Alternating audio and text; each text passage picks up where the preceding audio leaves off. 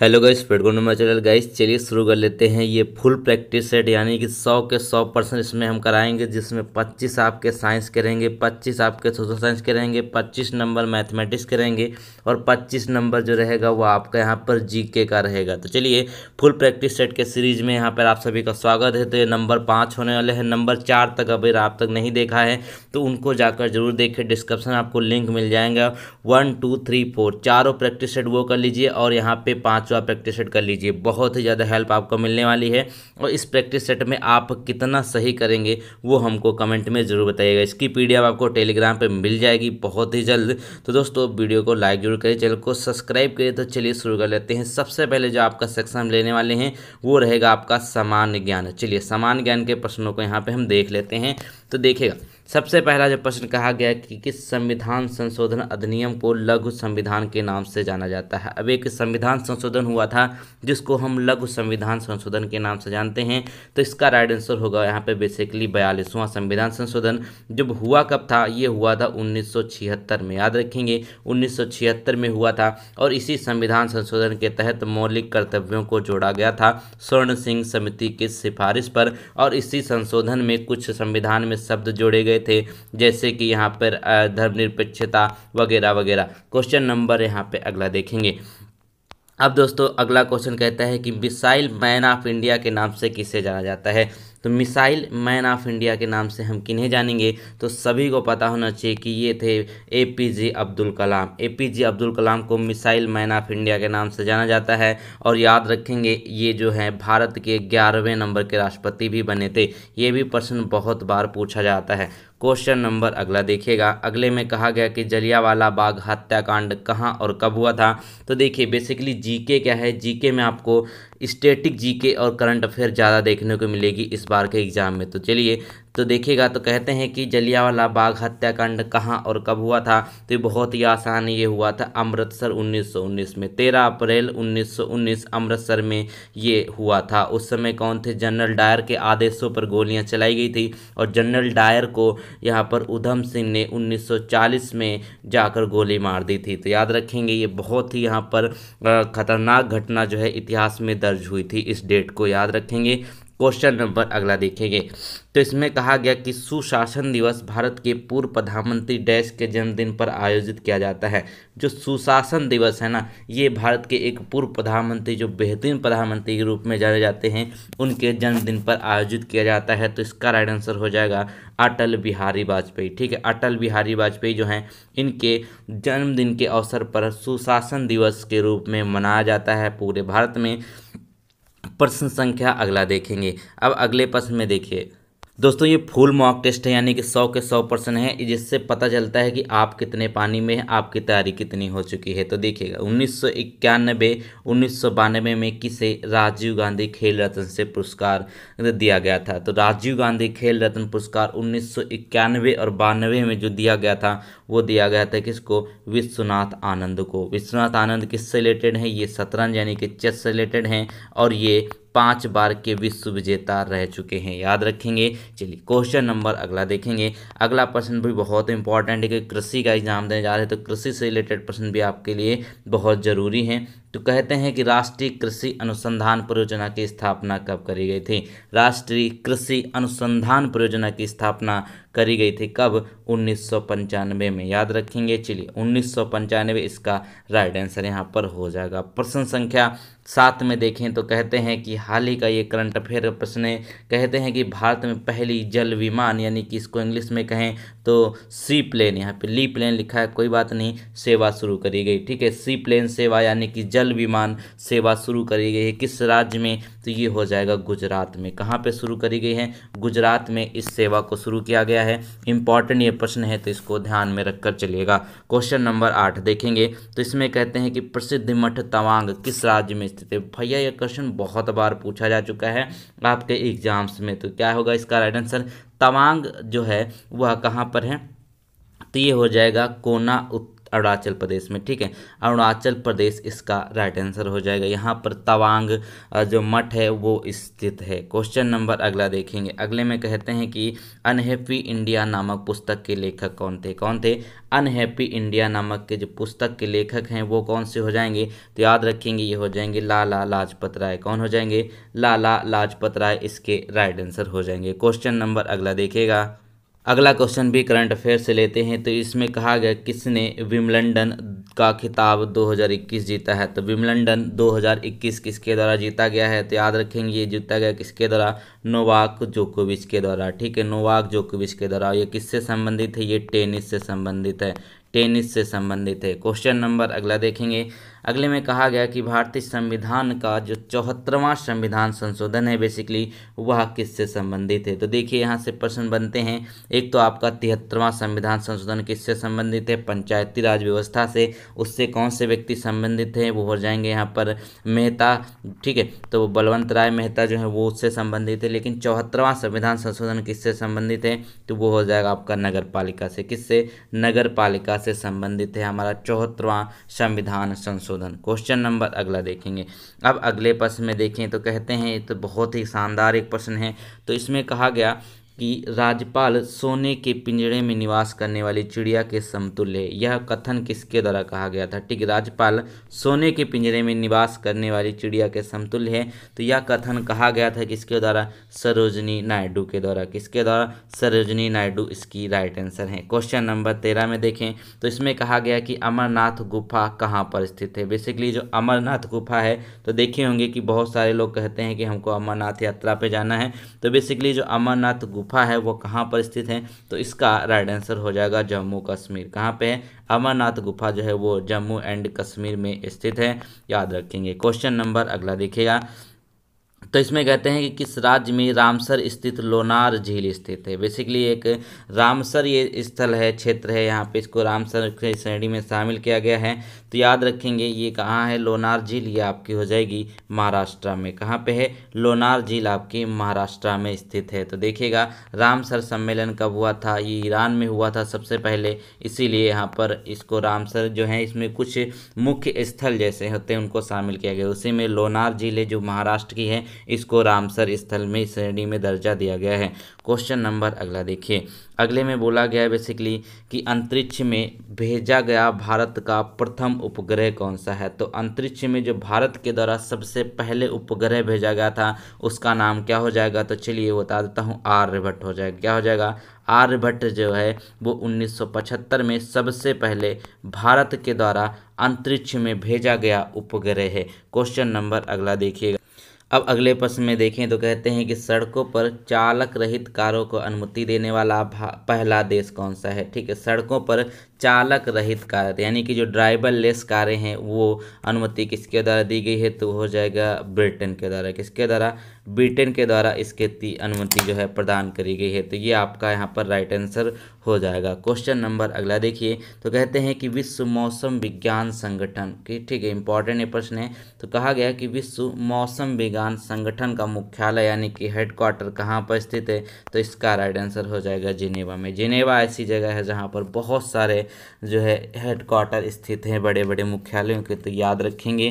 तो विश्व मौसम विज्ञान संगठन का मुख्यालय जिनेवा में स्थित है। क्वेश्चन नंबर अगला देखिए। तो कहते हैं कि उस भूमि का नाम बताइए जिस पर फसलें उगाई जाती हैं। देखिए ये प्रश्न इतना ज़्यादा कंफ्यूजिंग है कि आप लोग इसको गलत कर देते हैं। तो उस भूमि का नाम क्या है जिस पर फसलें उगाई जाती हैं? तो उसको बेसिकली कहेंगे कृषि भूमि। क्या होता है? उसको कृषि भूमि कहा जाता है, ना कि उत्पादक भूमि कहेंगे, ना आपकी जुताई वाली भूमि कहेंगे, और ना यहाँ पर उपजाऊ भूमि कहेंगे। इसका राइट आंसर क्या होगा? कृषि भूमि होगा। क्वेश्चन नंबर अगला देखें। ये भी प्रश्न बहुत बार पूछा गया है। तो कहते हैं कि विश्व कैंसर दिवस कब मनाया जाता है? बेसिकली जो विश्व कैंसर दिवस है वह कब मनाया जाता है? तो इसका राइट आंसर होगा 4 फरवरी। ठीक है, 4 फरवरी को हम विश्व यानी कि वर्ल्ड कैंसर डे के रूप में सेलिब्रेट करते हैं। क्वेश्चन नंबर अगला देखिएगा। तो इसमें कहा गया, बढ़िया क्वेश्चन है। तो इसमें देखिए आपने सुना होगा कि सबसे पहले जो भूदान आंदोलन इस जो शुरुआत करी थी किसके द्वारा करी गई थी? विनोबा भावे के द्वारा करी गई थी। अब यहाँ पे प्रश्न है कि विनोबा भावे द्वारा सर्वप्रथम किस प्रदेश से आरंभ किया गया था भूदान आंदोलन कार्यक्रम? ठीक है, तो भूदान आंदोलन कार्यक्रम जिस प्रदेश से आरंभ किया गया था उसका नाम क्या है? आंध्र प्रदेश। याद रखेंगे, आंध्र प्रदेश इसका राइट आंसर हो जाएगा। यहाँ से विनोबा भावे ने सर्वप्रथम जो है आंदोलन की शुरुआत करी थी, भूदान आंदोलन। क्वेश्चन नंबर अगला देखिएगा, प्रश्न संख्या 21। क्वेश्चन का लेवल मैंने बहुत अच्छा रखा है ताकि आपके एग्जाम में कोई दिक्कत ना हो, इसमें से आपके प्रश्न ज़्यादा से ज़्यादा फंसे। आप लोग अपना स्कोर जरूर बताइएगा, वीडियो को ज़्यादा से ज़्यादा शेयर करेंगे क्योंकि इतना फुल मॉक टेस्ट बनाने में जितना टाइम लगता है और यहाँ पे देखिएगा, और आप इस पर अगर वीडियो को शेयर नहीं करेंगे तो क्या होता है, मेहनत यार ख़राब चली जाती है। तो शेयर कर दीजिएगा हमारी मेहनत के लिए, और जितने भी बच्चे साथ में तैयारी कर रहे हैं उन सबको बहुत ही हेल्प मिलने वाली है। तो कहते हैं कि अंतर्राष्ट्रीय सौर गठबंधन के महानिदेशक कौन नियुक्त करे गए हैं? तो याद रखेंगे, मात्र एक इंटरनेशनल ऑर्गेनाइजेशन है जिसका मुख्यालय अपने भारत में स्थित है। कहाँ पर है? ये होगा गुरुग्राम। ठीक है, ये गुरुग्राम में स्थित है अंतर्राष्ट्रीय सौर गठबंधन, और इसके बेसिकली महानिदेशक कौन नियुक्त करे गए हैं? तो वो हो जाएंगे अजय माथुर। अजय माथुर इसका राइट आंसर होगा। क्वेश्चन नंबर अगला देखें, तो कहते हैं करंट अफेयर का है, तो इसमें कहा गया कि स्वच्छ पानी के बारे में ग्रामीणों को सूचित करने के लिए किस प्रदेश में पानी माह या फिर वाटर मंथ शुरू किया गया है? अब स्वच्छ पानी के बारे में ग्रामीणों को सूचित करना पानी माह है या फिर वाटर मंथ इसे कह सकते हैं। तो क्या है, ये कहाँ शुरू किया गया है? ये आपका लद्दाख में। ठीक है, ये कार्यक्रम लद्दाख में शुरू किया गया है। क्वेश्चन नंबर 23 में देखिए, तो कहते हैं कि थोसेघर जलप्रपात किस राज्य में स्थित है? एक जलप्रपात है यहाँ पर, वो किसका नाम क्या है? थोसेघर। ठीक है, स्टैटिक जी के मैंने बोला ज़्यादा आएगी आपके में, तो इसका राइट आंसर होगा यहाँ पर महाराष्ट्र। ठीक है, महाराष्ट्र में क्या है? ये थोसेघर जलप्रपात स्थित है। क्वेश्चन नंबर अगला देखें, जो कहते हैं कि धन विधेयक किस सदन में पेश किया जाता है? अब इससे रिलेटेड कई प्रश्न आते हैं। बेसिकली धन विधेयक किस आर्टिकल या अनुच्छेद में है? तो ये हो जाएगा 110 में। अब धन विधेयक है या नॉर्मल विधेयक, ये किसके द्वारा तय किया जाता है? ये किया जाता है लोकसभा के स्पीकर के द्वारा। ठीक है, जो स्पीकर होते हैं बेसिकली उनके द्वारा तय किया जाता है। और जो धन विधेयक है इसका राइट आंसर क्या होगा? लोकसभा। ठीक है, धन विधेयक मात्र लोकसभा में ही पेश किया जा सकता है, राज्यसभा में इसको पेश नहीं किया जा सकता है। और यहाँ पे देखेंगे राज्यसभा जो है ये उच्च सदन कहलाता है, और लोकसभा जो है ये निचला सदन कहलाता है। राज्यसभा कभी भंग नहीं होती है, लोकसभा कभी भंग हो जाती है। राज्यसभा के सदस्यों का कार्यकाल 6 साल होता है, लोकसभा के सदस्यों का कार्यकाल 5 साल होता है। क्वेश्चन नंबर अगला देखिएगा, जो लास्ट प्रश्न है आपके यहाँ पर जीके का। क्वेश्चन नंबर कहता है कि किस राज्य की कृषि नीति में कृषि को उद्योग का दर्जा दिया गया? अब कृषि नीति के तहत कृषि को उद्योग का दर्जा दिया गया किस राज्य के द्वारा? हो जाएगा महाराष्ट्र। ठीक है, महाराष्ट्र इसका राइट आंसर हो जाएगा। अब चलिए देख लेते हैं अगले प्रश्नों को। अब क्या करेंगे? समान विज्ञान। समान विज्ञान के कितने प्रश्न आने हैं आपके? 25 में का आपका आएगा, केमिस्ट्री भी आएगी, फिजिक्स भी आएगी और बायोलॉजी भी आएगी। तो चलिए शुरू कर लेते हैं।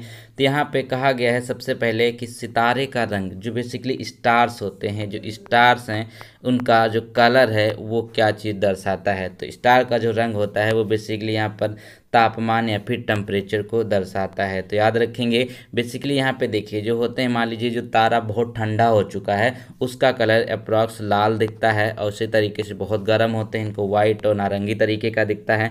तो सितारे का रंग बेसिकली दर्शाता है तापमान को। साइंस के 25 प्रश्न हम कर रहे हैं। अब अगला प्रश्न देखिए, तो अगले प्रश्न में कहा गया कि वंशानुगत स्थानांतरण की इकाई। वंशानुगत स्थानांतरण की मतलब क्या है? जो आपका हेरिडिटी ट्रांसफर होता है, एक व्यक्ति के गुण दूसरे में ट्रांसफर होते हैं, तो किसकी वजह से होती है? तो वो होती है जीन। इसकी यूनिट जो होती है बेसिकली वो जीन होती है, जीन इसकी यूनिट होती है। याद रखेंगे। क्वेश्चन नंबर अगला देखिएगा। अब अगले प्रश्न में कहते हैं कि ईस्ट के द्वारा शर्करा का अल्कोहल में बदलना क्या कहलाता है? जो ईस्ट होता है इसके द्वारा जो शर्करा होती है बेसिकली यहाँ पे शुगर है ना, इसको क्या करती है? ये अल्कोहल में ब्रेक डाउन कर देती है। अब अल्कोहल में अगर इसको चेंज करेंगे तो इस प्रोसेस को कहते क्या हैं? इस प्रोसेस को कहा जाता है किण्वन प्रोसेस कहा जाता है। ठीक है, क्या हो जाएगी? किण्वन प्रोसेस इसको कहा जाता है। क्वेश्चन नंबर देखिए अगला, तो इसमें कहते हैं कि वह स्तनधारी, यानी कि वो स्तनधारी जो क्या है, जो अंडे देते हैं। ठीक है, अंडे देने वाले कौन से स्तनधारी हैं? तो देखिएगा इसमें क्या होगा, जो डक बिल प्लेटपस है ना, ये क्या है, ये आपका अंडे देता है, ये स्तनधारी में आता है और ये अंडे देता है। ठीक है, बाकी जितने भी हैं ये आपके यहाँ पर बच्चे देने वाले स्तनधारी हैं। क्वेश्चन नंबर 30 में देखिए, तो कहते हैं कि न्यूक्लियर रिएक्टर में जो हैवी वाटर है उसका काम क्या होता है। अब जो परमाणु रिएक्टर होते हैं, जो एटॉमिक न्यूक्लियर रिएक्टर होते हैं, उसमें क्या आता है, हैवी वाटर। हैवी वाटर मतलब क्या, जो D2O है। ठीक है, D2O का कार्य क्या होता है बेसिकली, तो इसका जो कार्य होता है ये होता है आपके न्यूट्रॉन की गति को धीमा करना। क्या होता है, जो न्यूट्रॉन की स्पीड्स होती हैं उनको ये कंट्रोल करता है, उनको ये मॉडरेट करता है, उनको ये धीमा करता है। याद रखेंगे हैवी वाटर का ये काम है, बहुत बार प्रश्न पूछा जाता है। प्रश्न संख्या अगला कहता है कि पहाड़ पर चलता हुआ आदमी, ठीक है, पहाड़ पर अगर आप यहाँ पे चढ़ते हैं तो क्या करते हैं, थोड़ा सा आप आगे झुक के, तो कहते हैं कि पहाड़ पर चलता हुआ आदमी आगे की तरफ झुकने का कारण क्या होता है। तो इसका राइट आंसर क्या है, पहले इसके ऑप्शन देखेंगे। तो चलिए ऑप्शन में क्या है, तो कहते हैं कि इसका राइट आंसर होगा बेसिकली स्थिरता बढ़ाने के लिए। ठीक है, क्या होगा, स्टेबिलिटी बढ़ाने के लिए वो क्या करता है, पहाड़ की तरफ झुक जाता है। क्वेश्चन नंबर अगला देखिए, तो कहते हैं कि पीतल जो है वो किन निम्न धातुओं का मिश्रण है। जो पीतल है बेसिकली ये किन निम्न धातुओं का मिश्रण कहलाएगा। तो इसका राइट आंसर होगा यहाँ पर आपका क्या होगा, कापर और जस्ता। ठीक है, कि पीतल जो है वह किन धातुओं के मिश्रण से बनता है, कापर और जस्ता से मिलकर बनता है पीतल। क्वेश्चन नंबर अगला देखेंगे, तो इसमें कहा गया कि हरविंद गोविंद खुराना, बेसिकली यहाँ पे जो हर गोविंद खुराना है इनको नोबेल पुरस्कार से सम्मानित किया गया था। तो याद रखेंगे इनको किस चीज़ के लिए किया गया था, तो वो हो जाएगा यहाँ पे अनुवांशिक कूट के द्वारा। किसके द्वारा, अनुवांशिक कूट की इन्होंने क्या करी थी, खोज करी थी। इसी के तहत इनको नोबेल पुरस्कार मिला था हरविंद खुराना को। क्वेश्चन नंबर अगला देखें, तो कहते हैं कि मानव में किस प्रकार का निषेचन होता है। जो ह्यूमन बॉडी है इसमें निषेचन किस प्रकार का होता है, फर्टिलाइजेशन किस प्रकार का होता है। तो याद रखेंगे ये आपका होता है अंदर, यानी कि जो आंतर मतलब जो इंटरनल होता है। ठीक है, तो याद रखेंगे इसका निषेचन कैसा होता है, ये इंटरनल होता है। क्वेश्चन नंबर अगला देखिएगा, इसमें कहते हैं कि अमीबा के बारे में कौन सा कथन सही है। अब अमीबा के बारे में जो कथन सही है वो देखिए, तो पहला कथन कहता है सभी कोशिका कार्य नहीं कर सकती, ये गलत है। फिर कहता है कि सूक्ष्मदर्शी नहीं होता है, फिर भी ये गलत है। फिर कहता है कि एक कोशिकी है, तो यही यहाँ पे सही होगा, मल्टी कोशिकी यहाँ पर नहीं होता, यानी कि जो मल्टी सेलर नहीं होता। अमीबा का होता है यूनिसेलर होता है और उसकी सभी कोशिकाएं कैसे काम करेंगी, जिसकी सिर्फ एक ही कोशिका है। और फिर कहता है कि सूक्ष्मदर्शी नहीं होता है, बिल्कुल सूक्ष्मदर्शी ये होता है। सूक्ष्मदर्शी के द्वारा आप माइक्रोस्कोप के द्वारा इसको हम देख सकते हैं। तो आपका राइट आंसर क्या होगा, आपका सी, यानी कि एक कोशिकी होता है। क्वेश्चन नंबर अगला देखिएगा, तो इसमें कहते हैं बेसिकली कि सूर्य के प्रभाव से चिकित्सा करने की विधि का अध्ययन क्या कहलाता है। देखिए कितना बेहतरीन प्रश्न है। तो सूर्य के प्रभाव से चिकित्सा करने की जो विधि है या फिर उसका अध्ययन है वो क्या कहलाता है, इसका राइट आंसर, तो गाइस यहाँ पे इसका राइट आंसर हो जाएगा हीलियोथेरेपी। क्या होगा, हीलियोथेरेपी के द्वारा क्या किया जाता है, इसमें सूर्य के प्रभाव से चिकित्सा करी जाती है कुछ बीमारियों की। क्वेश्चन नंबर अगला देखिए, तो कहते हैं कि बेसिकली जो मियादी बुखार है, जो टाइफाइड बुखार है ना, इसका जो शरीर में कौन सा अंग इसमें प्रभावित होता है। तो जो मियादी बुखार होता है इसमें क्या होता है, जो आपकी इंस्टेंटाइन है, बेसिकली स्मॉल इंस्टेंटाइन पे ज़्यादा प्रभाव पड़ता है। ठीक है, जो आंत ना, इसको आंत जोर भी इसीलिए कहा जाता है, क्योंकि ये आंत जोर इसीलिए कहा जाता है क्योंकि इसका सबसे ज़्यादा प्रभाव जो पड़ता है वो आंतों पर पड़ता है। क्वेश्चन नंबर अगला देखिएगा, तो इसका राइट आंसर क्या हो जाएगा, ये आंत का रोग हो जाएगा। क्वेश्चन नंबर अगला देखिए, इसमें कहते हैं कि वास्तविक दृश्य किसके द्वारा बनाया जाता है। जो यहाँ पे बिल्कुल रियलिस्टिक जो यहाँ पे व्यू होता है वो किसके द्वारा बनाया जा सकता है निम्न में से।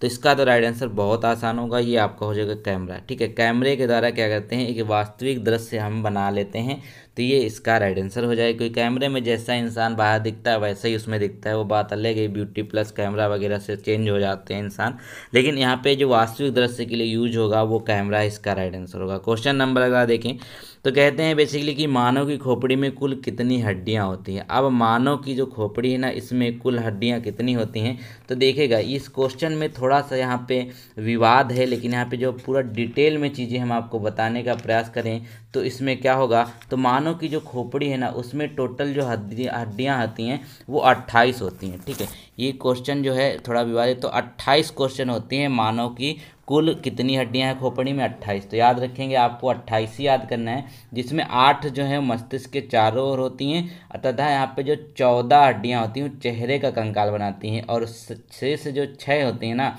वो आपके कान में होती हैं, दोनों साइड है। तो याद रखेंगे इसमें जो मानव की कुल खोपड़ी में हड्डियां हैं वो 28 आपका राइट आंसर माना जाएगा। तो इसका राइट आंसर आपका हो जाएगा 28। चलिए क्वेश्चन नंबर अगला देखें।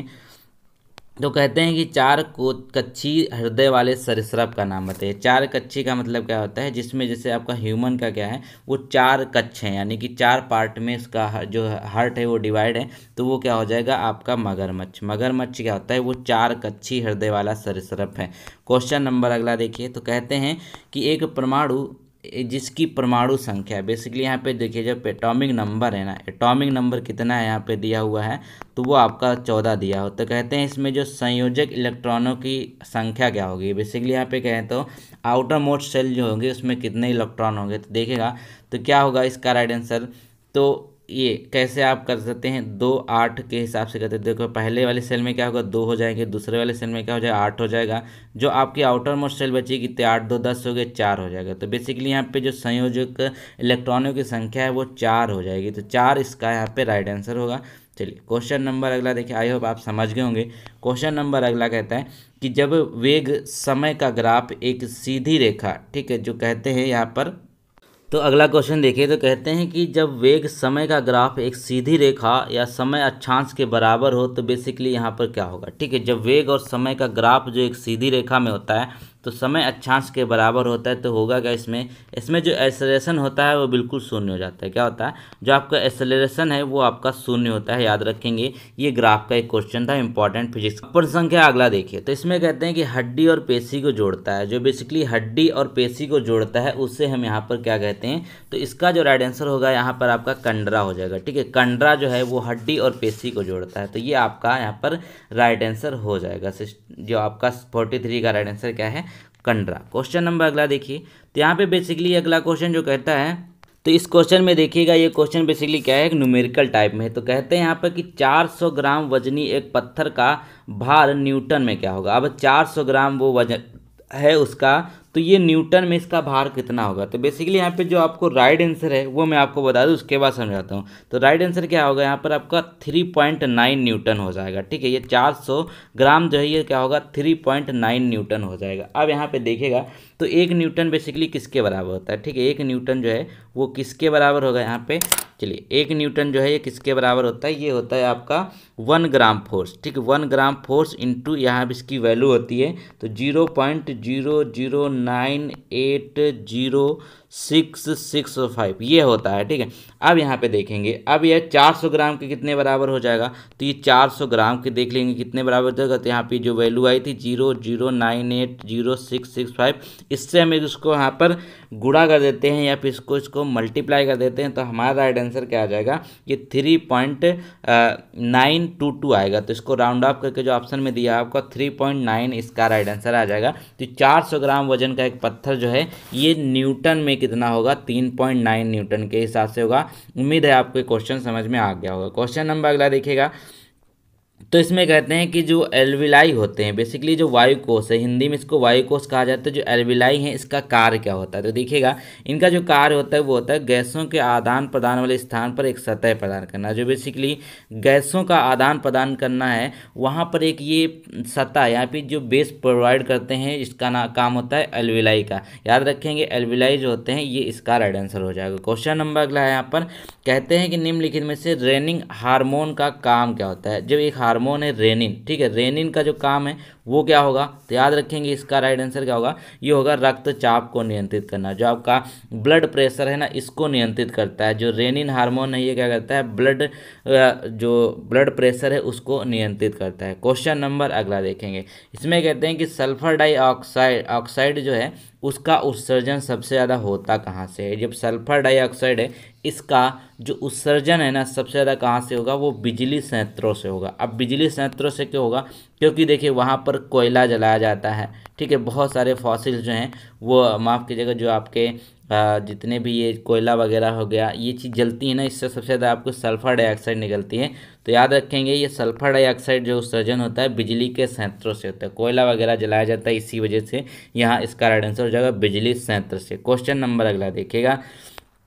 तो इसमें कहते हैं कि परमाणु ऊर्जा अधिनियम डैश नाभिकीय शक्ति उत्पादन के निजी नियंत्रण को प्रतिबंधित करता है। तो परमाणु ऊर्जा अधिनियम जो 1964 में आया था उसमें कहा गया था कि नाभिकीय शक्ति उत्पादन के निजी नियंत्रण को प्रतिबंधित करता है, यानी कि कोई भी निजी तौर पर इसको नहीं रख सकता है। जितने भी यहाँ पे परमाणु संयंत्र होंगे, जितने भी एटॉमिक रिएक्टर प्लांट होंगे, सारे के सारे क्या होंगे, ये गवर्नमेंटेड होंगे या फिर उनकी अथॉरिटी में होंगे, लेकिन कोई निजी इस पर प्रतिबंध नहीं रख सकता। ये 1964 का जो परमाणु ऊर्जा अधिनियम था उसमें कहा गया था।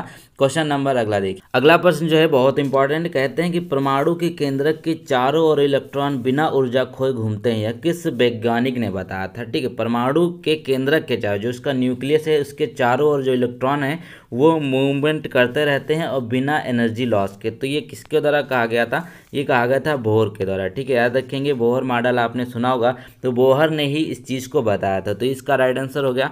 क्वेश्चन नंबर लास्ट में देखें तो कहते हैं कि जो ब्लड है उसका शुद्धिकरण होता कहाँ पे, जो ब्लड है या फिर आपका रुधिर है इसका जो फिल्ट्रेशन होता है, जो शुद्धिकरण होता है वो कहाँ पे होता है, सभी को पता है, ये आपका होता है हार्ट में। याद रखेंगे हार्ट में ही आपका इसमें जो ब्लड का वो शुद्धिकरण होता है। तो साइंस के भी 25% हमने खत्म कर लिए। तो उम्मीद है आप लोग बहुत अच्छा स्कोर करेंगे, लास्ट में आप लोग स्कोर जरूर हमको बताएंगे। अब चलते हैं सामाजिक विज्ञान है कि जो सोशल साइंस, सोशल साइंस जो है आपके लिए एग्जाम के लिए बिल्कुल बहुत ही इंपॉर्टेंट है। ठीक है, तो चलिए देख लेते हैं। अब यहाँ पे देखिएगा तो 51 में कहा गया है कि संगम साहित्य भारत के किस राज्य से जुड़ा हुआ है। तो वीडियो पसंद आ रही है तो लाइक जरूर करें और इसको चैनल सब्सक्राइब कर लीजिए भैया बहुत जल्दी। तो संगम साहित्य भारत के किस राज्य से जुड़ा है, तो याद रखेंगे जो संगम साहित्य था वो साउथ में था, और साउथ में कहाँ से जुड़ा है, तमिलनाडु से। क्या हो जाएगा, तमिलनाडु इसका राइट आंसर होगा। क्वेश्चन नंबर अगला देखिएगा। तो इसमें कहा गया है 52 में, एक बार पूरा सोशल साइंस का दीजिएगा टेस्ट, फिर पता चल जाएगा कितना अच्छा लेवल हमने यहाँ पे सेट किया है। तो कहते हैं कि निम्न में से कौन सा तारा डॉग स्टार के नाम से जाना जाता है। अब डॉग स्टार के नाम से जो तारा जाना जाएगा उसका नाम हो जाएगा सीरियस तारा। क्या हो जाएगा, सीरियस तारा जो है इसको डॉग स्टार के नाम से भी जाना जाता है। क्वेश्चन नंबर अगला देखेंगे। तो इसमें कहते हैं बेसिकली जो जीवाश्म है ना वो किस प्रकार की सेल में पाए जाते हैं। जो जीवाश्म मतलब क्या, जो फॉसिल्स हैं वो किस प्रकार की जो सेल हैं, यानी कि जो सेल हैं उसमें पाया जाता है। तो याद रखेंगे परतदार सेल। जो यहाँ पे परतदार सेल होती हैं इन्हीं में जीवाश्म की मात्रा सबसे ज़्यादा यहाँ पर पाई जाती है। प्रश्न संख्या अगला देखिएगा। अगले प्रश्न में कहा गया है कि विश्व की सबसे लंबी पर्वत श्रृंखला कौन सी है। सबसे लंबी पर्वत श्रृंखला की हम बात कर रहे हैं तो ये हो जाएगी आपकी एडीज पर्वत श्रृंखला। एंडीज नहीं है, ये एडीज हो जाएगा। क्या होगा यहाँ पर, एडीज पर्वत श्रृंखला जो है ये विश्व की सबसे लंबी पर्वत श्रृंखला के रूप में जानी जाती है। क्वेश्चन नंबर अगला देखेंगे। तो कहते हैं कि लोकसभा में राज्यों को किस आधार पर सीटें आवंटित करी गई हैं। अब लोकसभा है, ठीक है, इसमें क्या है, राज्यों को सीटें आवंटित करी गई हैं। अब सबसे ज़्यादा राज्यों में सीटें कहाँ पे, ये उत्तर प्रदेश में हो जाएगा लोकसभा की। ठीक है, अब यहाँ पे कहते हैं कि किस आधार पर, तो ये होगा जनसंख्या के आधार पर। अब उत्तर प्रदेश की जनसंख्या सबसे ज़्यादा है पूरे भारत में। ठीक है, तो यहाँ पर देखेंगे जनसंख्या के आधार पर लोकसभा में राज्यों की सीटों का आवंटन होता है। क्वेश्चन नंबर ला है, कहते हैं कि निम्नलिखित में से कौन से राष्ट्रपति हैं जो लगातार 2 बार बने। ठीक है, लगातार 2 बार राष्ट्रपति कौन बने, तो देखिएगा संविधान में इसका कोई प्रावधान नहीं है कि आप कितने बार राष्ट्रपति बन सकते हैं, कितने बार राष्ट्रपति नहीं बन सकते हैं। ठीक है, लेकिन यहाँ पर जो राजेंद्र प्रसाद हैं वो लगातार 2 बार यहाँ पर क्या हुआ, 10 साल यानी कि 2 पंचवर्षीय वो राष्ट्रपति बने थे। इसके बाद से कोई नहीं बना, यही थे जो 2 बार बने हैं राष्ट्रपति। क्वेश्चन नंबर अगला देखेगा। इसमें कहते हैं कि भारत में मुख्य रूप से बेरोजगारी बढ़ने का जो कारण है वो क्या है। अब भारत में जो बेरोजगारी है वह बहुत ज़्यादा है, ठीक, बहुत ही ज़्यादा है। तो इसमें इसका मुख्य कारण क्या है, एक तो आपका गरीबी हो जाएगा, दूसरा बढ़ती जनसंख्या, तीसरा रोजगार की कमी। क्या होगा, उपरोक्त तो सभी इसके राइट आंसर हो जाएंगे। एक तो सबसे अगर मेन फैक्टर की बात कर लेंगे तो इसमें हो जाएगा बढ़ती जनसंख्या। बढ़ती जनसंख्या का जो ग्राफ है ना वो इतनी तेज़ी से बढ़ रहा है कि इसका जो रोजगार की कमी हो रही है, और रोजगार की कमी होगी तो यहाँ पे इसका भी राइट आंसर सही है। तो उपरोक्त सभी आपके राइट आंसर हैं। क्वेश्चन नंबर अगला कहता है कि अरब सागर में भारत का द्वीप समूह कौन सा स्थित है। अब अरब सागर की बात कर रहे हैं। ठीक है, अब देखिएगा ये आपका इंडिया है, इधर अरब कंट्रीज हैं, तो ये अरब सागर यही हुआ। तो यहाँ पर जो स्थित है वो कौन सा है, वो हो जाएगा लक्षद्वीप। ठीक है, क्या है, लक्षद्वीप जो है वो भारत का जो है अरब सागर में स्थित एक द्वीप है। क्वेश्चन नंबर 59 देखिए। तो कहते हैं कि जो मंत्रिपरिषद है बेसिकली ये किस चीज़ के लिए उत्तरदायी होती है। तो मंत्रिपरिषद जो उत्तरदायी होती है, इसके ऑप्शन पहले देखिए। तो मंत्रिपरिषद जो है वो लोकसभा के प्रति उत्तरदायी होती है। याद रखेंगे किसके प्रति होती है, लोकसभा के प्रति उत्तरदायी होती है। क्वेश्चन बहुत पूछा गया ये। प्रश्न संख्या अगला कहते हैं कि ऋग्वेद में वर्णित सबसे आम अपराध कौन सा है। ठीक है, जो ऋग्वेद है जिसको पूरे भारत का सबसे पुराना यहाँ पर वेद माना जाता है, ग्रंथ माना जाता है, तो ये इसमें जो सबसे आम अपराध है वो था पशु चोरी। ठीक है, पशु चोरी जो है सबसे आम अपराध हुआ करता था उस समय जब ये ऋग्वेद की रचना यहाँ पर करी गई थी। क्वेश्चन नंबर अगला कहते हैं, तो बहुत ही शानदार प्रश्न है। इसमें कहा गया कि पौधों को हवा में उगाना किस प्रकार की खेती में किया जाता है। अब देखिए पौधों को हवा में उगाया जाता है तो उसमें किस प्रकार की खेती होती है, तो हो जाएगी एरोपोनिक। क्या होगी, एरोपोनिक। इसके नाम से भी पता चला एयर मतलब हवा होगा, तो एरोपोनिक जो है ना इसमें क्या होता है, पौधों को हवा में उगाया जाता है। हवा में उगाने का मतलब ये नहीं कि सिर्फ हवा में उगते, बेसिकली यहाँ पर क्या होता है उसका ज़मीन से कोई संपर्क नहीं होता है, और यहाँ पे मिट्टी वगैरह जो है वो सिर्फ हवा में ही यहाँ पे कहीं टांग वगैरह दी जाती है, उसमें आपको पौधे उगाया तो उसको कहते हैं एरोपोनिक। ऐसा नहीं सिर्फ हवा में पेड़ नहीं उग सकते हैं।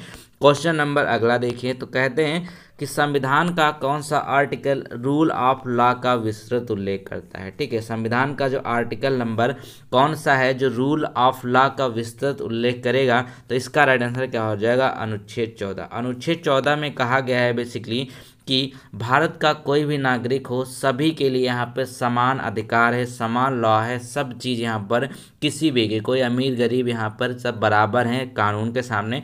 तो यही कहा गया है कि रूल ऑफ लॉ जो है इसका विस्तृत उल्लेख आपको मिलता है अनुच्छेद 14 में। क्वेश्चन नंबर अगला देखिए। तो कहते हैं कि भारत का नेपोलियन किसके नाम से जाना जाता है। ठीक है, भारत नेपोलियन के नाम से जो जाने जाता है वो कौन सा हो जाएगा, तो याद रखेंगे वो हो जाएंगे समुद्रगुप्त। क्या होंगे, समुद्रगुप्त जो हैं वो क्या जाने जाते हैं, भारतीय नेपोलियन के नाम से जाने जाते हैं। तो ये गुप्त शासन के एक बहुत ही प्रसिद्ध और ताकतवर राजा हुआ करते थे। क्वेश्चन नंबर अगला देखेंगे। इसमें कहते हैं कि भारत की पहली महिला राष्ट्रपति कौन है। अब भारत की जो सबसे पहली महिला राष्ट्रपति हैं, सबसे पहले राष्ट्रपति कौन से थे, वो थे यहाँ पे राजेंद्र प्रसाद। अब यहाँ पे महिला की बात कर लेंगे तो देखिएगा ये हो जाएंगी प्रतिभा पाटिल। ठीक है, हो गई प्रतिभा पाटिल जो है ये भारत की पहली महिला राष्ट्रपति बनी थी। इंपॉर्टेंट बहुत प्रश्न है। क्वेश्चन नंबर अगला देखिएगा। प्रश्न संख्या अगला कहता है कि विजयनगर साम्राज्य के अवशेष पाए जाते हैं। जो बेसिकली विजयनगर साम्राज्य जिसकी स्थापना किसके द्वारा करी गई थी, हरिहर और बुक्का के द्वारा। अब यहाँ पे एक चीज़ और देखिएगा, तो इसके जो अवशेष है ना वो हम्पी में पाए जाते हैं अभी भी। कहाँ पे, हम्पी में। हम्पी है कहाँ पे है, कर्नाटक में है। ठीक है, याद रखेंगे। तो आपका राइट आंसर हो जाएगा विजयनगर साम्राज्य के अवशेष हम्पी में पाए जाते हैं। क्वेश्चन नंबर अगला देखिएगा। थोड़ा सा आपदा प्रबंधन का 1-2% भी आपके एग्जाम में आएगा, बहुत आसान होते हैं, इजीली कर लेंगे आप लोग। तो कहते हैं कि सुनामी का जो प्रमुख कारण है बेसिकली वो क्या होता है। अब सुनामी शब्द कहाँ से आया है, ये जापानी शब्द है। ठीक, इसीलिए इसकी स्पेलिंग देखेंगे टी से शुरू होती है, इस तरीके से लिखा जाता है। तो आप लोग कहेंगे कि भैया कैसी अंग्रेजी है, तो ऐसी ही अंग्रेजी है कि यहाँ पे टी पहले लिखा है कि इसको पढ़ा सुनामी जाएगा। तो आप कहते हैं कि समुद्र में भूकंप आना, द्वीप पर भूकंप आना, ये फालतू बातें। तो इसका राइट आंसर क्या हो जाएगा, पहला, कि समुद्र में ही भूकंप आएगा तभी सुनामी आएगी, अपने आप सुनामी नहीं आती है। अगर स्थल पे भी भूकंप आ रही तब भी सुनामी आने के चांसेस बहुत कम होते हैं। अब समुद्र के अंदर भूकंप आने से क्या होता है, बहुत हलचल मच जाती है, तो पानी जो है ना बहुत ऊंची ऊंची लहरों से जो है आगे की ओर बढ़ता है, इसी को सुनामी नाम दिया जाता है। क्वेश्चन नंबर अगला है, कितना इंपॉर्टेंट है प्रश्न है। तो कहते हैं कि संविधान सभा के ड्राफ्टिंग कमेटी जो थी उसके सभापति कौन थे। ठीक, ड्राफ्टिंग कमेटी के सभापति जो उसमें बनाए गए थे वो थे यहाँ पर अंबेडकर। ठीक है, अंबेडकर जो थे डॉक्टर BR अम्बेडकर, ये क्या थे, एक तो प्रारूप समिति के अध्यक्ष हैं और यहाँ पे ड्राफ्टिंग कमेटी के अध्यक्ष यहाँ पर बनाए गए थे, सभापति बेसिकली बनाए थे। तो चलो अगला देखें। तो कहते हैं कि 1975 में आपातकाल के समय, अब भारत में जो आपातकाल लगा था 1975 में, उस समय राष्ट्रपति कौन था। अब यहाँ पे देखिएगा ये हो जाएंगे फखरुद्दीन अली अहमद। क्या थे, फखरुद्दीन अली अहमद जो थे ये आपातकाल समय उस समय के राष्ट्रपति थे। और यहाँ पे उस समय की जो प्रधानमंत्री थी वो कौन थी, इंदिरा गांधी थी। तो ये इसका राइट आंसर होगा। बहुत ही बढ़िया क्वेश्चन, इंपॉर्टेंट, रट लीजिए इसको भैया। क्वेश्चन नंबर अगला है कि भारत का कौन सा राज्य तीन ओर से नेपाल, चीन और भूटान से घिरा हुआ है। तो देखिएगा इंडिया का अगर आप मैप देखेंगे तो उसमें एक राज्य मिलेगा सिक्किम। सिक्किम जो है ना वो आपको देखने को मिलेगा कि ये चारों तरफ से घिरा, तीन तरफ से बेसिकली घिरा हुआ है, नेपाल, चीन और भूटान से। सिक्किम इसका राइट आंसर है। क्वेश्चन नंबर अगला देखेंगे तो कहते हैं कि भारत में जो संपत्ति का अधिकार है, अब देखिएगा संविधान संशोधन जब हुआ था, 44वां संविधान संशोधन 1978 में, ठीक है, कैसे याद करेंगे, 448 तो 1978 हो जाएगा। 1978 में जो संविधान संशोधन हुआ उससे पहले भारत में जो कुल मौलिक अधिकार थे वो 7 थे, लेकिन इस संशोधन के बाद मौलिक अधिकार बचे 6, क्योंकि संपत्ति का अधिकार जो पहले मौलिक अधिकार माना जाता था उसको मात्र कर दिया गया एक विधिक अधिकार। विधिक अधिकार का मतलब क्या है, सिर्फ और सिर्फ एक कानूनी अधिकार दिया गया जो अनुच्छेद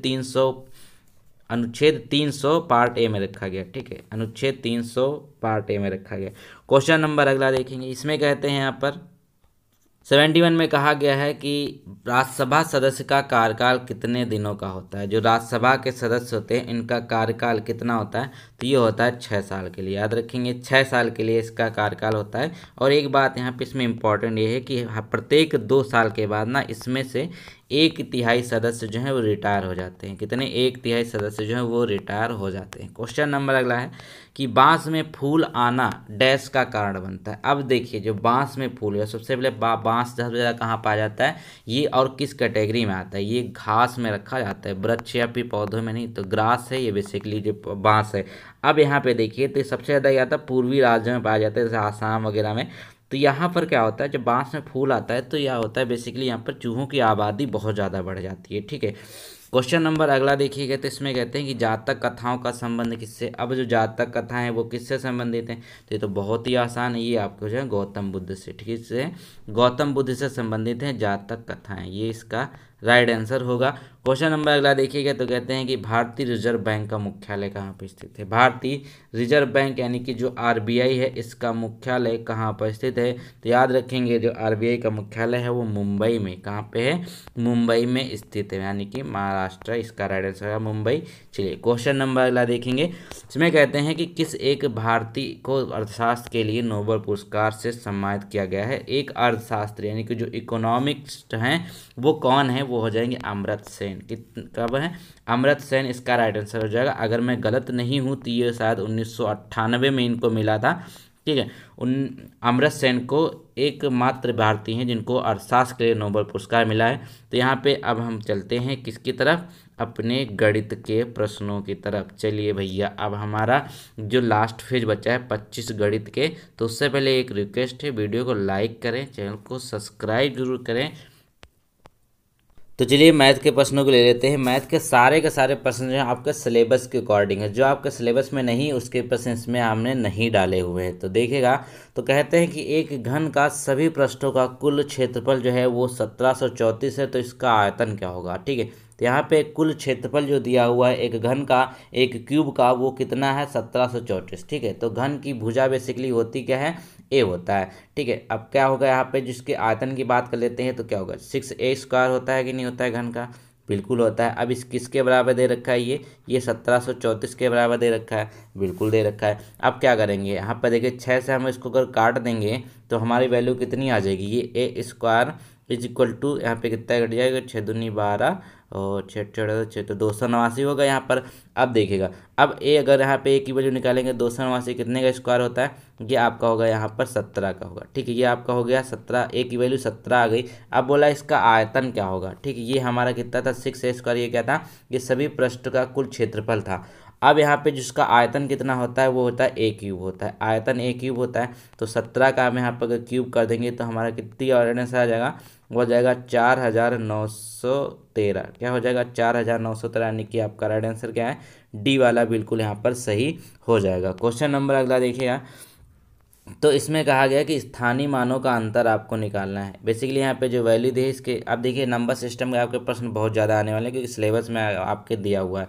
आप देखिए स्थानीय मान का मतलब क्या होता है, 7 की जो यहाँ पे प्लेस्ड वैल्यू है वो देखना है आपको। सबसे पहले अगर इसकी हम देखें ये वाले 7 की, तो क्या हो जाएगी, ये 7 के आगे जितनी भी संख्या है उसके आगे 0 लगा देगा। 7 ये इतना दिया है कि नहीं, 4 है यहाँ पे 70,000 इसकी वैल्यू है, फिर ये कहते हैं 7 है, 7 के बाद यहाँ पे कितनी है, ये इसकी वैल्यू कितनी हो जाएगी, इसकी हो जाएगी 70 मात्र। तो कहता है अंतर, अंतर निकालेगा, कहते हैं घटाते हैं, तो 70 इसमें से घटा देंगे तो हमारा राइट आंसर क्या हो जाएगी, इसमें से एक अगर ले लेंगे, इसमें 10 फिर 9 आ जाएगा।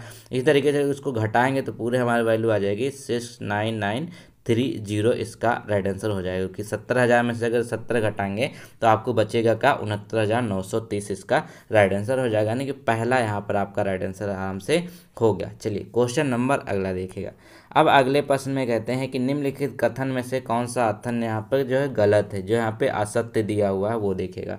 तो अब पहला कहता है कि पाई जो है एक अपरिमेय संख्या है, ये बोला गया है पाई जो है एक अपरिमेय संख्या है, बिल्कुल ठीक बात यहाँ पे कही गई है। फिर कहते हैं कि 22/7 जो है एक परिमेय संख्या है, ये भी यहाँ पे सही बात कही। परिमेय संख्या का मतलब जिनको P/Q के फॉर्म में लिख सकते हैं, अपरिमेय का मतलब है जिनको P/Q के फॉर्म में हम यहाँ पर नहीं लिख सकते हैं। तो आप कहते हैं कि -1 जो है सबसे बड़ी ऋणात्मक पूर्णांक है, बिल्कुल सही है। -1 जो है सबसे बड़ा यहाँ पे निगेटिव संख्या होती है। फिर कहते हैं कि सबसे छोटी अभाज्य संख्या जो है 3 है, यही तो भैया गलत है। सबसे छोटी जो अभाज्य संख्या है वो 3 नहीं होगी। तो आपका राइट आंसर क्या हो जाएगा, डी बिल्कुल सही होगा। क्वेश्चन नंबर अगला देखिएगा। अब अगले प्रश्न में कहते हैं कि इकाई अंक निकालना है, यानी कि आपको यूनिट डिजिट निकालनी है। अब देखिए यूनिट डिजिट निकालने के लिए क्या करेंगे, हम सबको मल्टीप्लाई करते हैं। तो क्या करेंगे, इसका टर्म लास्ट वाला ले लेंगे, तो 8 पंचे 40 हो गया। तो सिंपल सी बात है, आपका 0 आ गया। अब 0 से 0 करो, चाहे 0 से 1 करो, चाहे 0 से 10 करो, चाहे 0 से 9 करो, आएगा कि आपका 0 ही आएगा लास्ट में। तो आपका राइट आंसर क्या होगा, पहले का 0 हो गया। ठीक है, तो 0 यहाँ पे इसकी राइट आंसर हो जाएगी, यानी कि इसकी यूनिट डिजिट जो आएगी वो 0 आएगी। क्वेश्चन नंबर अगला देखिएगा।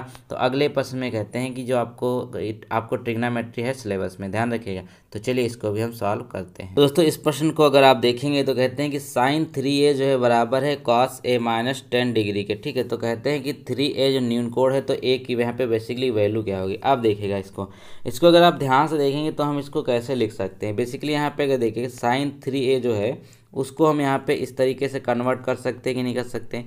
तो आपने इसको सुना होगा कि 90θ माइनस a - 10θ, इस तरीके से इसको हम यहाँ पर कन्वर्ट कर सकते हैं कि नहीं कर सकते। ये वैल्यू हमारा लिख सकते हैं, बिल्कुल लिख सकते हैं।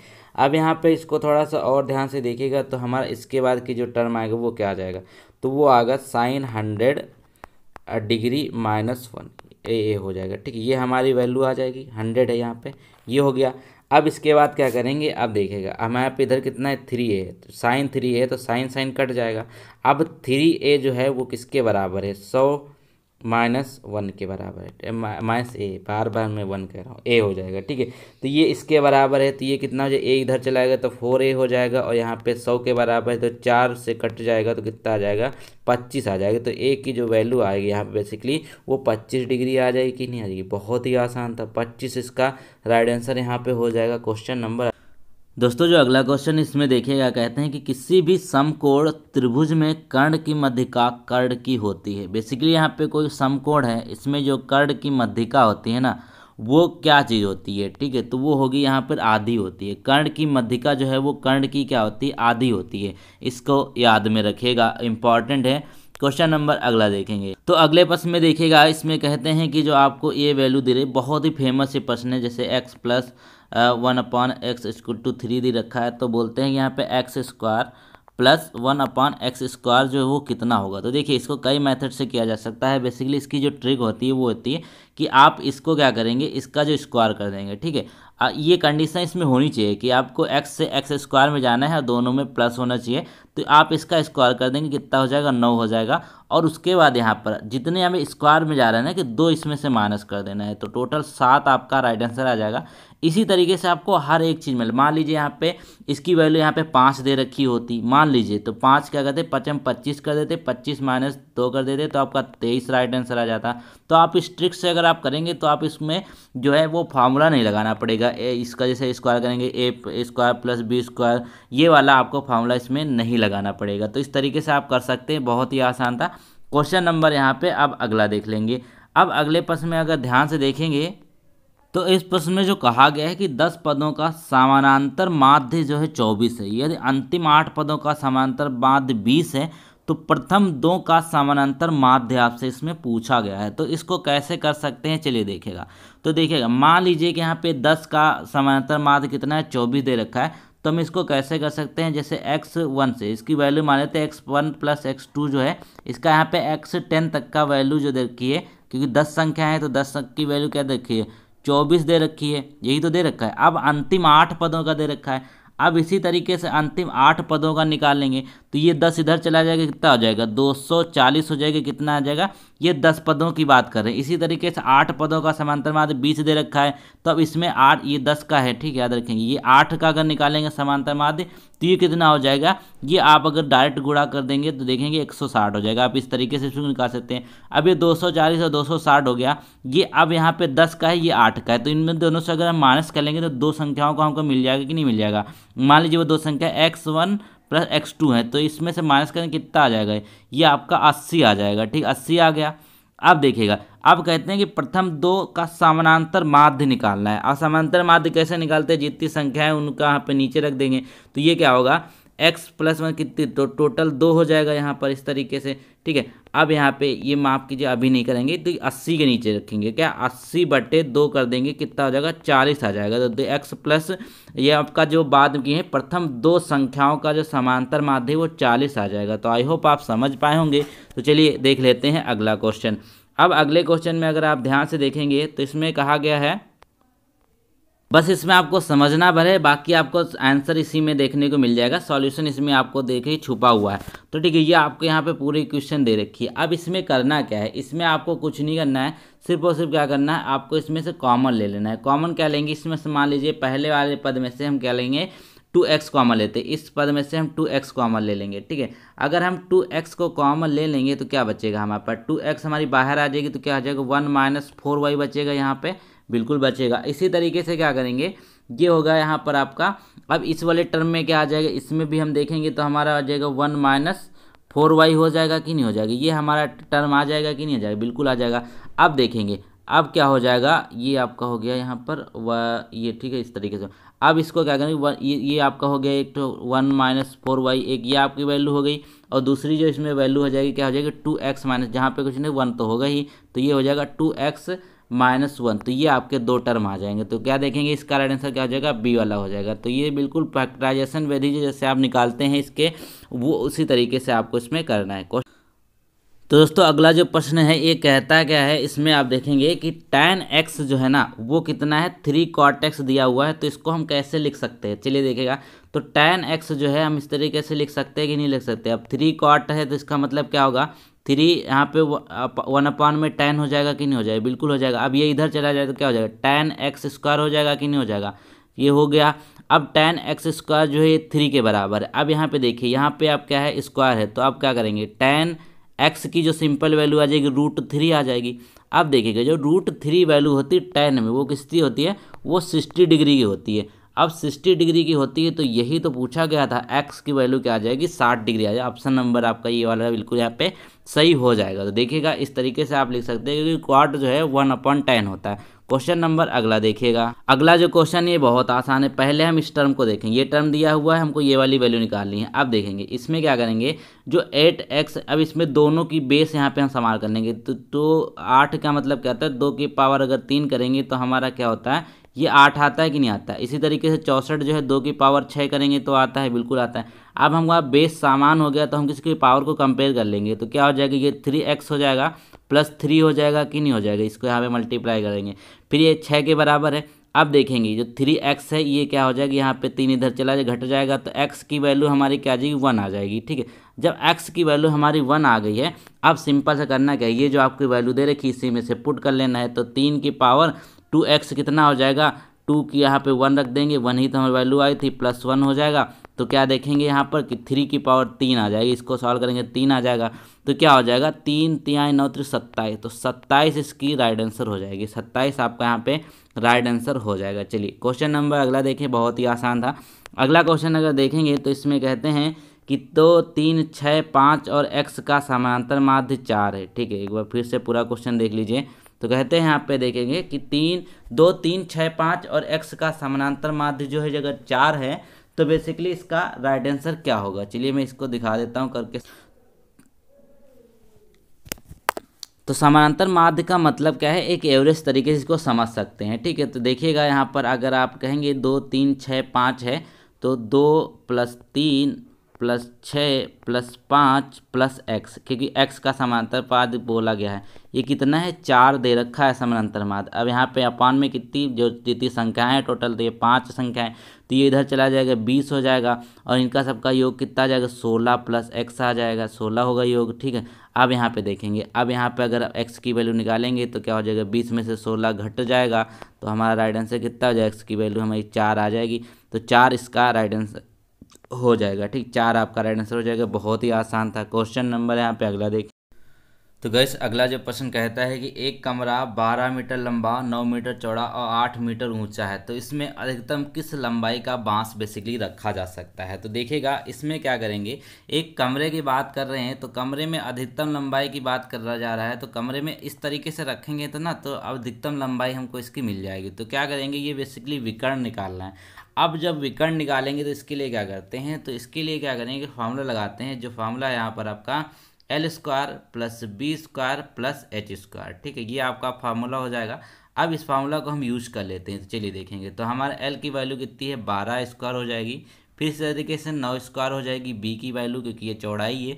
फिर यहाँ पे हाइट जो दे रखी है आपकी 8² हो जाएगी। ठीक है, ये आपका अंडर रूट के अंदर रहेगा। क्या होगा, यहाँ पे 12 की जो वैल्यू आएगी 144 आ जाएगा इसी तरीके से, और फिर यहाँ पे 9 की आपकी 81 आ जाएगी, इसी तरीके से आपका 64 हो जाएगा। ठीक है, तो ये सभी को जोड़ देंगे तो कितना आ जाएगा, 289 आएगा हमारा। ठीक है, ये अंडर रूट के अंदर आता है। अब 289 जो है किसका होता है, 17 का होता है। 17 में 289 होता है। तो आपका राइट आंसर यहाँ पर ए वाला हो जाएगा। बहुत ही आसान था क्वेश्चन नंबर। यहाँ पे अगला देख लेंगे। अब अगले में यहाँ पर अगर बात कर लेते हैं, तो इसमें कहा गया कि किसी त्रिभुज के तीनों शीर्षों से विपरीत भुजाओं पर डाले गए लंबों का प्रतिच्छेद बिंदु उस त्रिभुज का कौन सा केंद्र होता है। तो देखिएगा 91 में कहा गया है, ये होगा आपका लंब केंद्र। इसको क्या कहते हैं, एक लंब केंद्र होता है किसी त्रिभुज के तीनों शीर्षों से।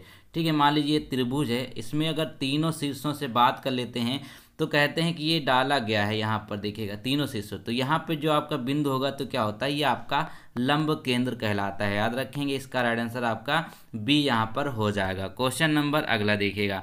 अब देख लेते हैं, ट्रिग्नोमेट्री का बेहतरीन प्रश्न है। तो कहते हैं कि एक मीनार का पाद 30 मीटर दूरी पर स्थित है, बिंदु से इसकी चोटी का जो उन्नयन कोण है वो 30 डिग्री है, इस मीनार की ऊंचाई कितनी होगी। तो देखिएगा इस प्रश्न को हम इसका पहले फिगर अगर बनाते हैं तो हमारा इस तरीके से बनेगा। बेसिकली यहाँ पे इसकी जो वैल्यू दे रखी है हमको 30 डिग्री दे रखी है। अब यहाँ पे इसका जो यहाँ पे बेस है, यानी कि इसकी डिस्टेंस दे रखी है हमको 30 मीटर दे रखी है। फिर यहाँ पे हमको बताना क्या, ये वाली हमको हाइट ज्ञात करनी है। अब देखेंगे, इसमें कहते हैं मीनार की ऊंचाई हमको ज्ञात करनी है, तो क्या होगा। अब tan आपके लिए होता है, tan बेसिकली होता है परपेंडिकुलर अपॉन बेस। ठीक है, तो tan यहाँ पे परपेंडिकुलर आपको यहाँ पे दिया नहीं हुआ, बेस आपको दिया हुआ 30 मीटर, तो हम अगर tan लगा देंगे तो हमारी जो आंसर है वो आ सकती है। तो चलिए देख लेते हैं। तो अब देखिएगा tan अगर 30 की बात कर लेते हैं, tan 30 हमारे एंगल दिया हुआ है। tan 30 क्या होगा, यहाँ पर ये वाली वैल्यू देखेंगे, ये वाला हो जाएगा, जिसको हम कुछ मान लेते हैं ABC। चलिए हम इसको मान लेते हैं। ठीक है, हमने इसको ABC मान लिया, तो ये क्या हो जाएगा, AB हो जाएगा, और अपान में क्या हो जाएगा, और ये हो जाएगा BC हो जाएगा। ठीक है, अब इसको हमें वैल्यू सिंपल सा पुट करें। tan 30 होता है, क्या होता है, 1√3 होता है। इसके बाद यहाँ पर ए बी हमको यहाँ पे ज्ञात ही करना, एच ही रख लेते चाहे ए बी रख ले, कोई दिक्कत नहीं। ये आपको यहाँ पे हमको 30 दिया हुआ है। अब देखिएगा, अब इसको थोड़ा सा अगर हम और सॉल्व करेंगे तो क्या हो जाएगा। ठीक है, ये आप अगर थोड़ा सा और इसको सॉल्व कर लीजिएगा, सिंपल सा 30 ऊपर चले जाएगा, रूट यहाँ पे आ जाएगा, तो आपका 90, ये उसका राइट आंसर हो जाएगा 90 का वो आ जाएगा 10√3। क्या हो जाएगा, 10√3 आपका यहाँ पे राइट आंसर हो जाएगा। चलिए क्वेश्चन नंबर अगला देखें, बहुत बेहतर। तो अगला जो क्वेश्चन है इसमें कहते हैं इसके मूल क्या होंगे। ये क्वेश्चन जो रखी है इसका जो मूल क्या होगा वो निकालना है आपको। तो बहुत ही आसान है, सिंपल सा आपका फैक्टराइजेशन विधि लगाइए, झट से आंसर निकालिए। चलिए देख लेते हैं। तो ये वैल्यू हमको दे रखी है x² 9x + 18 दे रखा है। अब यहाँ पे हम इसको अगर ध्यान से देखें तो क्या होगा, ये आपको 18 यहाँ पे दिख रहा है। अब 18 के गुणनखंड ऐसे करना है कि हमारी जो 9 आ जाए। तो 18 क्या कहते हैं, 6 3 18 गुणनखंड हो सकता है कि नहीं आएगा। अब देखिए 6 3 को जोड़ देंगे तो 9 आ जाएगा, बस हमको यही तो मिलना था। अब क्या करेंगे, सिंपल सा देखेगा कि अगर हम यहाँ पे x² - 6 एक्स माइनस 3x+18 रख लेंगे तो कोई फर्क पड़ेगा? बिल्कुल फर्क नहीं पड़ेगा, क्योंकि 6 3 9 ही होता है। यही चीज़ तो हमको करनी थी। अब 6 3 हमारा 9 होता है, सिंपल सा। इसमें कोई फर्क देखने को आपको नहीं मिलेगा। अब यहाँ पे करना क्या है, सिंपल सा आपको कॉमन लेना है। कॉमन क्या लेंगे, पहले वाले टर्म से हम x कॉमन ले लेंगे। अगर x हमने इसमें कॉमन ले लिया तो बचेगा क्या अंदर, x-6 बचेगा अंदर। ठीक है, क्या बचेगा, x-6 बचेगा। फिर यहाँ पे देखिएगा, इसमें से हम अगर 3 कॉमन ले लेते हैं तो क्या बचेगा, x यहाँ पे -6 बचेगा, क्योंकि ये माइनस की वैल्यू अंदर माइनस भी हो जाएगा। अब क्या करेंगे, देखिए एक टर्म आपका आ जाएगा x-3 और दूसरा टर्म क्या आ गया, x-6। तो यहाँ पे दो हमारे मूल आ गए। अब इनकी जो वैल्यू निकालेंगे, अब x-3 क्या होगा, वो है यहाँ के +3 आ जाए, क्योंकि x-3 है ना। अगर यहाँ पे इसको हम अलग अलग करेंगे तो x की वैल्यू है 3 आ जाएगी। इसी तरीके से x की वैल्यू 6 आ जाएगी, तो 3 और 6 इसके मूल हो जाएंगे। क्या होगा, आपका राइट आंसर ए वाला हो जाएगा। 3 और 6 जो हैं वो इस क्वेश्चन के मूल हो जाएंगे। क्वेश्चन नंबर अगला देखिएगा, जो बहुत ही बेहतरीन यहाँ पर होने वाला है। तो इसमें कहा गया कि एक संख्या के चौथे व पांचवें भागों का योग उसके तीसरे भाग से 28 बड़ा है, तो वह संख्या क्या होगी? क्योंकि संख्याओं पर आधारित प्रश्न आपके सिलेबस में दे रखे हैं, इसीलिए हमने इसको रखा हुआ है। तो चलिए देख लेते हैं। तो मान लेते हैं क्या होगा, इसका जो संख्या है वो x है। तो संख्या हमने मान ली क्या हो जाएगी, x मान लेते हैं। तो संख्या हमारी x हो गई। अब कहते हैं कि x अब चौथे व पांचवें भागों का योग उसके तीसरे भाग से 28 बड़ा है। चलिए, अब चौथा भाग क्या हो जाएगा x का, x/4 हो जाएगा। फिर यहाँ पांचवा भाग क्या होगा, x/5 हो जाएगा। अब कहते हैं कि ये जो संख्या है तीसरे भाग से 28 बड़ी हैं, तो तीसरा भाग x/3 हो जाएगा, प्लस यहाँ पे 28 हो जाएगा, क्योंकि ये 28 जो इसके बड़ा है। अब यहाँ पे देखेंगे, अब देखेंगे कि ये क्या हो जाएगा, x+4 है प्लस x/5 है, ये यहाँ पे आएगा तो माइनस हो जाएगा x/3। इस तरीके से बराबर हो जाएगा 28 के। अब यहाँ पे नीचे वाले के एलसीएम ले लेंगे। एलसीएम लेने के बाद हम इसको थोड़ा सॉल्व करें, थोड़ा सा भैया मेहनत कर लीजिएगा, क्योंकि स्क्रीन बहुत छोटी है। तो ये क्या होगा, इसको अगर एलसीएम लेके सॉल्व करेंगे क्या हो जाएगा, 15x हो जाएगा। फिर यहाँ पे 12x हो जाएगा, -20x हो जाएगा। फिर यहाँ पे कितने के बराबर हो जाएगा, 1680 के बराबर हो जाएगा। ये जो हमारी वैल्यू आएगी ना, इसको अगर सॉल्व करेंगे 7x आ जाएगा, और ये 1680 हमारी जो है वैल्यू आएगी। अब x में अगर इसको देखेंगे तो कितना, 240 राइट आंसर आएगा। इसको काट लीजिएगा 7 से, तो 240 हमारा यहाँ पर राइट आंसर आ जाएगा। इस तरीके से आप कर लीजिएगा, थोड़ा सा मेहनत कर लीजिए। वीडियो को लाइक जरूर करें, बहुत मेहनत लगती है भैया क्वेश्चन कराने में। क्वेश्चन अगला देख लेते हैं यहाँ पर। तो गाइज अगला जो प्रश्न कहता है कि एक पहिए का अर्धव्यास जो है यहाँ पे 14 सेंटीमीटर है और 44 किलोमीटर दूरी तय करने में कितने चक्कर लगाएगा। बेसिकली यहाँ पर ये आपको बताना है कितने चक्कर लगाएगा। तो सिंपल सा यहाँ पे अगर आप इसको सॉल्व करके देखें तो क्या आएगा, तो चलिए देख लेते हैं। तो बेसिकली एक चक्कर में तय की गई दूरी हम निकाल लेंगे। तो एक चक्कर में, एक चक्का जो है जैसे हमारी, तो इसको क्या करेंगे, एक चक्कर में तय की गई दूरी निकालने क्या करेंगे, सबसे पहले हम इसका क्या निकालेंगे, इसका जो हम पेरीमीटर निकालेंगे। पेरीमीटर क्या होगा, सरकमफ्रेंस निकालेंगे। तो क्या हो जाएगा, 2πr आ जाएगी इसकी। ठीक है, 2πr अगर हम निकालेंगे तो क्या हो जाएगा, अब देखिए r हमको बेसिकली यहाँ पे दे रखा है, तो 2 गुणा 22/7। ठीक है, और यहाँ पे क्या रखेंगे, r की जो वैल्यू हमारी वो 14 यहाँ पर हमको दे रखी हुई है। तो चलिए देख लेते हैं, r की वैल्यू हमको 14 दे रखी है। तो इसको अगर हम सॉल्व करते हैं टोटल, तो क्या आएगा हमारा, 22 दूना 88 हो जाएगा, गुणा इतना इतना इतना करके पूरा जो हमें वैल्यू आ जाएगी वो 88 सेंटीमीटर आ जाएगी। क्या आ जाएगा, 88 सेंटीमीटर जो है ये इसका पहिए की जो सरकमफ्रेंस है। अब बोलते हैं कि 44 किलोमीटर दूरी तय करने में इतने कितने चक्कर लगाएगा। अब 44 किलोमीटर की बात कर रहे हैं और हमारी ये वैल्यू जो सेंटीमीटर में दे रखी है, तो इधर आ जाइए। तो 44 गुणे यहाँ पे 1000, ठीक है, इसको फिर यहाँ पे 100 करेंगे, इसके बाद अपन में क्या करेंगे, 88 कर देंगे। तो इस तो देखें 44 दूना 88 कट जाएगा, इतना इतना कट जाएगा। तो कुल मिला के जो यहाँ पर राइट आंसर है 50,000 आ जाएगा। क्या आ जाएगा, 50,000 आपका राइट आंसर आ जाएगा, क्योंकि यहाँ पे 50 आएगी और 50 से 1000 का गुणा 50,000 होगा। तो इसका राइट आंसर। तो गाइस क्वेश्चन नंबर अगर 94 देखें तो कहते हैं कि राम की आयु श्याम की आयु का आधी है। जब श्याम की आयु दूनी हो जाएगी तथा राम की आयु का अनुपात क्या होगा। इसको बेसिकली आराम से ट्रिक से भी कर सकते हैं, लेकिन हम आपको बेसिक से बता दे रहे हैं। तो चलिए देखिएगा, तो राम की आयु श्याम की आयु की आधी है। तो श्याम की आयु को अगर हम मान लेते हैं, मान लीजिए श्याम की आयु कितनी हम मान लेते हैं, इसको हमने वाई मान लिया। तो अब राम की आयु क्या होगी, अब जो श्याम की आधी है ना इसकी आयु, तो राम की आयु तो y/2 हो जाएगी। ठीक है, अब कहते हैं कि जब श्याम की आयु दूनी हो जाती है, अब श्याम की आयु जो 2y हो जाएगी। तो सिंपल सी बात है, अगर 2y हो गई है तो इसमें भी फर्क पड़ेगा राम की आयु में। तो इनकी जो आयु कितनी हो जाएगी, इसमें हम जोड़ देंगे y, तो y + y2 हो जाएगा, यहाँ का 3y/2 हो जाएगा। ये हमारी राम की आयु हो जाएगी। अब कहते हैं कि आयु का इनके अनुपात क्या होगा। अब अनुपात निकालने के लिए क्या करेंगे, सिंपल सा हमको यहाँ पे दो वैल्यू यहाँ पे देखने को मिली, चलिए इधर कोने में बता देते हैं। तो आप देखिएगा b की आयु अपान a की आयु में अनुपात आएगा, 2y अपान कितना हो जाएगा यहाँ पर 3y/2, ये रख देंगे। तो यहाँ पे 2 तो ऊपर चला जाएगा, तो क्या हो जाएगा 2 दूनी 4 हो जाएगा, और नीचे जगह कितना 3 और y कट जाएगा, तो 4:3 इसका राइट आंसर हो जाएगा, यानी कि डी इसका सही हो जाएगा। तो 4:3 हो जाएगा। नेक्स्ट क्वेश्चन देखेंगे, और नेक्स्ट क्वेश्चन 95। दोस्तों ये क्वेश्चन रिपीट हो गया है, एक बार हमने करा दिया था। तो चलिए एक नंबर आप अपने हिसाब से अपने प्रैक्टिस सेट में जोड़ लीजिएगा, क्योंकि ये क्वेश्चन रिपीट हो गया है। तो चलिए अगला क्वेश्चन देख लेते हैं 96 में। तो दोस्तों अगले जो प्रश्न लेंगे यहाँ पर हम अब ग्राफ के लेंगे, ठीक है, क्योंकि आपके सिलेबस में साफ साफ मेंशन किया गया है कि आपको यहाँ पे ग्राफ से भी प्रश्न देखने को मिलेंगे। तो अब 96 से लेकर के 100 तक आपके जो है 5 प्रश्न मैं ग्राफ के लेने वाला हूँ। तो ये बहुत ही आसान होते हैं, और आपको ये 5 प्रश्न यहाँ पे जो 5 अंक है वो आपको मिल जाएंगे आसानी से। तो चलिए देख लेते हैं। तो सबसे पहले यहाँ पे देखिए, आपको डंडा आरेख दिए रखा है इसमें।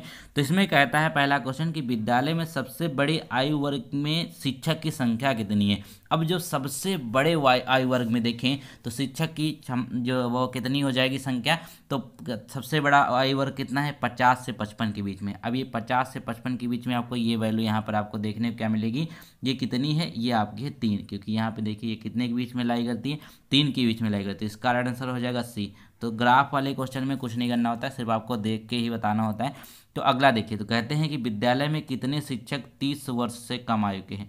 अब 30 वर्ष से कम आयु के हैं तो हमको देखना कितना है, 20-25 वाले ग्राफ को देखना है। अब 30 वर्ष से कम कितने, एक तो 4 हो जाएगा, ये वाले आपका 25 वर्ष वाले कितने लोग हैं, 4 लोग हैं। अब 20 वर्ष वाले कितने लोग हैं, 2 लोग हैं। तो 4 और 2 6 इसका राइट आंसर हो जाएगा। तो 6 लोग जो हैं वो यहाँ पर 30 वर्ष से कम आयु के लोग हैं। अब क्वेश्चन नंबर अगला देखेगा। अब अगले में यहाँ पर कहा गया है कि 3 में कि विद्यालय में अधिकतम आयु वाले शिक्षक तथा न्यूनतम आयु वाले शिक्षकों की संख्या में अनुपात बताना है। अब देखिएगा, तो अधिकतम आयु कितनी है, 55 है। 55 की यहाँ पे वैल्यू कितनी दे रखी है, 3 दे रखी है। ठीक है, 55 वालों की वैल्यू कितनी है, 55 वाले में तो 3 शिक्षक हैं। अब इसी तरीके से यहाँ पे देखेगा कि जो न्यूनतम आयु वाले, न्यूनतम आयु कितने हैं, 20 वर्ष वाले, 20 वर्ष से 25 वर्ष के बीच में कितनी वैल्यू दे रखी है, 2 दे रखी है। तो क्या हो गया, 3:2 राइट आंसर हो गया, आपका बी हो गया यहाँ पर राइट आंसर, बिल्कुल सही हो गया। तो गाइस क्वेश्चन नंबर अगर 4 देख लीजिए, तो इसमें कहते हैं कि विद्यालय में किस आयु के वर्ग के शिक्षकों की संख्या सबसे अधिक है। सबसे अधिक किसकी है, अब ग्राफ में ध्यान अगर से देखें आप, तो अब देखिएगा सबसे अधिक कितने हैं, 40 से 45 साल वाले जो हैं वो बेसिकली यहाँ पे सबसे ज़्यादा हैं, क्योंकि वो 7 लोग हैं। क्या हो जाएगा, 7 लोग यहाँ पर हैं। तो देखिएगा इसका राइट आंसर क्या हो जाएगा आपका, 40 से 45 साल के बीच वाले जो है लोग, उनकी शिक्षकों की संख्या सबसे यहाँ पर ज़्यादा आपको देखने को मिली है। ऑप्शन नंबर सी इसका सही हो जाएगा। अब क्वेश्चन नंबर अगला देखेंगे 5 में। तो 5 में यहाँ पर कहते हैं कि न्यूनतम आयु वर्ग में शिक्षकों की संख्या विद्यालय में कुल शिक्षकों की संख्या का कितना % है। अब न्यूनतम आयु वर्ग की बात कर लेते हैं और फिर टोटल की बात कर लेंगे। तो ग्राफ में थोड़ा सा देखेंगे अगर ध्यान से, तो यहाँ पे बोला क्या गया, न्यूनतम आयु वर्ग कितना है। तो न्यूनतम आयु वर्ग कितना है, 20 से 25 वाला है। अब 20 से 25 वालों की संख्या कितनी है, मात्र 2 शिक्षक हैं। फिर कहता है कि टोटल के कंपेयर में ये कितना % है, टोटल कितना हो जाएगा। टोटल अगर हम वैल्यू यहाँ पे सबकी निकालें इसकी, तो टोटल हमारा कितना आ जाएगा, सबसे पहले इसकी 2 हो जाएगी, फिर 4, 3, 7, 6 एक तरीके से, तो टोटल हमारा 26 हो जाएगा। टोटल 26 हो जाएगा। तो 26 का 2 कितना % है, यही पूछा गया है। तो 2/26 और गुणा 100 कर लेंगे तो हमारा राइट आंसर कितना आ जाएगा, इसको काट पीट लेंगे तो 13 हो जाएगा। 13 से कितना, 13 7 98 कटता है, तो ये पॉइंट में हमारा वैल्यू आ जाएगी, यानी कि 7.69 परसेंट है, इसका राइट आंसर हो जाएगा। तो यह देखिएगा आपका राइट आंसर ए वाला हो जाएगा। तो गाइज यहाँ पे हमने 100% कर लिए।